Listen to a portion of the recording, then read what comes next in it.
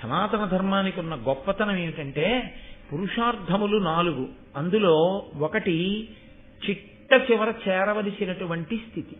ధర్మ అర్థ కామ మోక్షములలో 4వ దాన్ని పట్టుకోవడానికి ఏముండదు. 4వది పొందబడుతుంది. యథార్థమునకు 4వ దాన్ని పట్టుకోవడానికి అడ్డొచ్చేవి అంటే మధ్యలో ఉన్నటువంటి 2, 3.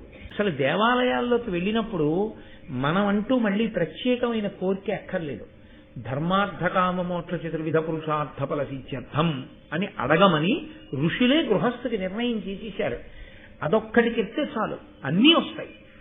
అదొక్కటి కాకుండా ధర్మమన్న మాట పక్కన పెట్టి అక్కర్లేని కోరికలన్నీ దేవాలయాల్లో కోరడం వల్లే అశాంతులు వస్తాయి. అందుకని మనం ఏం కోరక్కర్లా, మనకేం కావాలో అన్నిటినీ వాళ్ళు 4 మాటల్లో చెప్పేశారు. ధర్మార్థ కామ మోక్ష చతుర్విధ పురుషార్థ ఫల సిద్ధ్యర్థం అని చెప్తే చాలు.